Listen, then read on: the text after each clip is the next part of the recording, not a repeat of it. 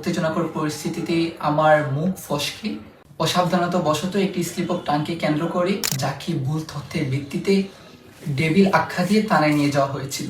এক পর্যায়ে আমি নিজের উপর নিয়ন্ত্রণ হারিয়ে ফেলি। থানাগুলোকে এবং সরকারি স্থাপনাসমূহ নিরাপদ ও অক্ষত রাখার ভূমিকা আমরা পালন করেছি।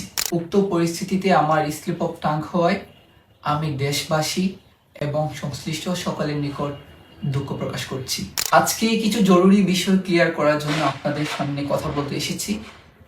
আপনারা নিশ্চয় অবগত আছেন, গতকাল শায়েস্তাগঞ্জ থানা এলাকায় আমাদের এক জুলাই আন্দোলনকারী ভাইকে অন্যায়ভাবে গ্রেফতার করায় থানা প্রশাসনের সাথে কথা বলার প্রাক্কালে উত্তেজনাকর পরিস্থিতিতে আমার মুখ ফসকে অসাবধানতাবশত একটি স্লিপ অফ টাংকে কেন্দ্র করে দেশবাসীর নিকট একটি ভুল বার্তা পৌঁছার উপক্রম হওয়ায় প্রকৃত তথ্য দেশবাসীর নিকট তুলে ধরার জন্য আজকে আপনাদের সামনে হাজির হয়েছি। মূলত গতকাল আমি উক্ত সংশ্লিষ্ট থানাতে শুধুমাত্র গিয়েছিলাম আমার একজন জুলাই সহযোদ্ধাকে বাঁচানোর জন্য, যাকে ভুল তথ্যের ভিত্তিতে ডেভিল আখ্যা দিয়ে থানায় নিয়ে যাওয়া হয়েছিল। আমার স্থানীয় সহযোদ্ধাগণ, ভুক্তভোগী পরিবার এবং ইনফ্যাক্ট আমি নিজে উক্ত সহযোদ্ধার আন্দোলনে তার যথেষ্ট ভূমিকার যথেষ্ট প্রমাণ সম্বলিত তথ্যগুলো প্রশাসনের নিকট বারবার উত্থাপন করলেও তারা তাকে চারতে টালবাহানা শুরু করলে এক পর্যায়ে আমি নিজের উপর নিয়ন্ত্রণ হারিয়ে ফেলি।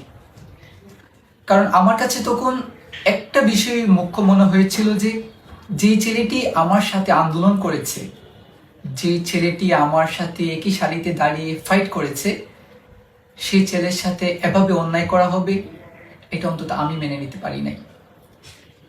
এবং মূলত আমি বুঝাতে চেয়েছিলাম যে আমরা জুলাই গণঅভ্যুত্থানে আমরা হবিগঞ্জের জুলাই যোদ্ধারা, হবিগঞ্জের শান্তিপ্রিয় মানুষদেরকে সাথে নিয়ে হবিগঞ্জের থানাগুলোকে এবং সরকারি স্থাপনাসমূহ নিরাপদ ও অক্ষত রাখার ভূমিকা আমরা পালন করেছি। অপরদিকে সেই বেদনাদায়ক অধ্যায় ঐতিহাসিক 5ই আগস্ট আমি সহ আমার হবিগঞ্জের সকল সহযোদ্ধারা, তখন আমরা হবিগঞ্জের টাউন হলে বিজয় মিছিল চলাকালীন সময় জানতে পারি যে বানিয়াচংয়ের মাটিতে আমার 9 জন ভাইকে এসআই সন্তোষের নেতৃত্বে গণহত্যা করা হয়েছে।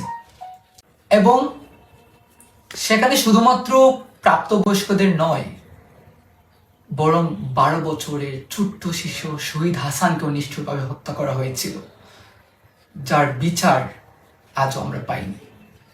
একই সাথে মারাত্মকভাবে আহত হয়েছিলেন কয়েক শতাধিক ছাত্র জনতা।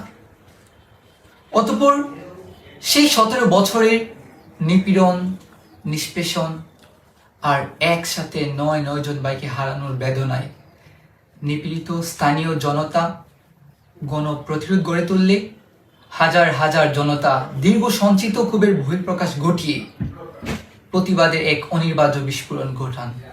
পরিশেষে উক্ত পরিস্থিতিতে আমার স্লিপ অফ টাং হওয়ায় আমি দেশবাসী এবং সংশ্লিষ্ট সকলের নিকট দুঃখ প্রকাশ করছি।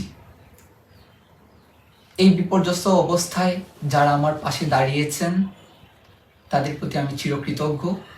আপনাদের ঋণ আমি কখনোই শোধ করতে পারবো না। এবং যারা আমার এই ভুলকে অপব্যাখ্যা দিয়ে সমাজে ভুল মেসেজ দিচ্ছেন, দেশবাসীকে আমার বিরুদ্ধে একটি অপব্যাখ্যা ছড়িয়ে একটি ভুল নেগেটিভ দাঁড় করানোর চেষ্টা করে যাচ্ছেন, তাদের প্রতি আমার একান্ত অনুরোধ, প্লিজ ভুলকে সবসময় ভুল হিসেবে চর্চা করুন। এর বাইরে আমার আর কিচ্ছু বলার নেই।